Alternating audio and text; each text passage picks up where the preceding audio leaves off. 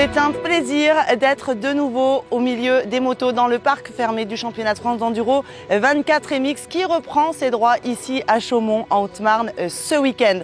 Au programme, une belle météo, un beau soleil de chaude température, mais dans le ciel, mais aussi sur la course, puisque sur les 70 km de la boucle et les 3 spéciales, inutile de vous dire que ça va se battre dans toutes les catégories. Et nous, on va se concentrer pour le résumé du jour sur les catégories élites, E1, E2, E3 et les juniors.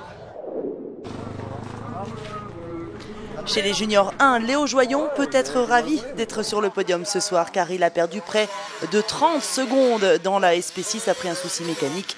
Le pilote Atomic Beta est 3e. Il aura manqué 11 petites secondes à Antoine Alix pour aller décrocher la victoire ce soir. Le pilote Daffy a eu fort à faire face à un Kilian Lunier plus costaud aujourd'hui. Le pilote LM Racing prend la tête de la catégorie Junior 1.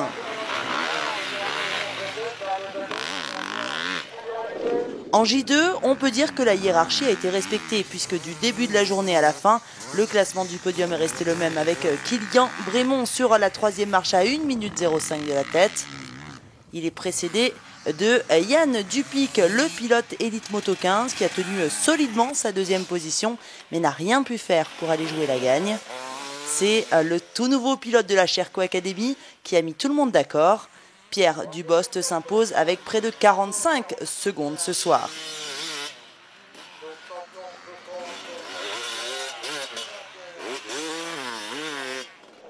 Enfin, dernière catégorie junior, les J3, bénéficiant de l'arrêt après SP6 de Kilian et Rigoyen qui était alors 3e. Florian Furtado est opportuniste et accroche la 3e position ce soir. Il est toutefois bien distancé à 1 minute 43 du vainqueur.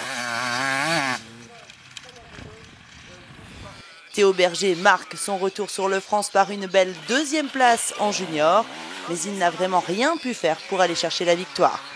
Mathis Juillard était bel et bien le plus rapide des juniors 3.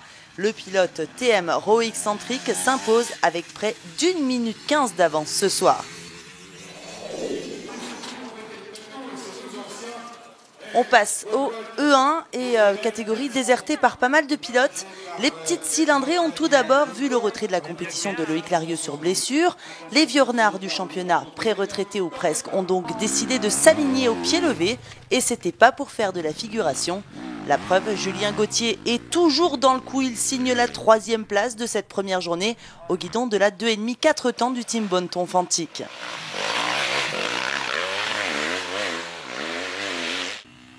Juste devant, à la 2e position, Thiel de Clercq.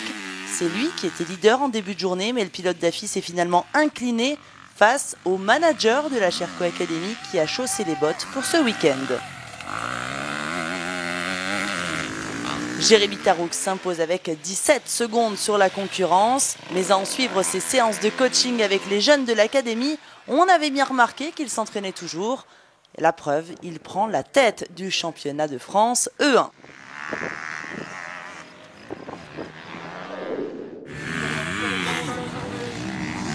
En E2, coup de théâtre en toute fin de journée alors que Jérémy Miroir tenait sa 3e place depuis le début de la journée. C'est David Abgral, fraîchement arrivé chez Atomic, qui est venu lui voler la vedette sur SP9 en prenant un excellent chrono. Il est 3e.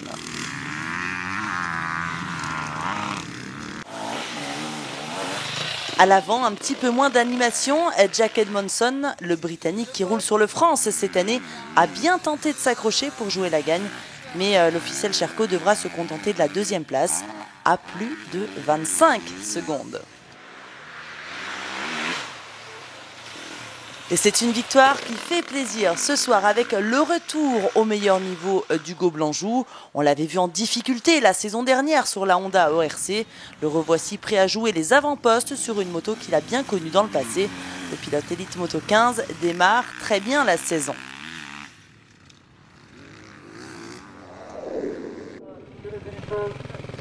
Enfin, en E3, bataille entre jeunes sous l'œil de papa. Antoine Cric inaugure la Beta Oxmoto de belle manière ici en Haute-Marne. Il est ce soir 3e à 8 petites secondes de la 2e marche. C'est un doublé Sherco avec l'Académie sur la 2e marche. Léo Lequéré semble bien remis de sa lourde chute à Requista en septembre dernier. Il est ce soir deuxième à 35 secondes de l'infatigable Nambotin.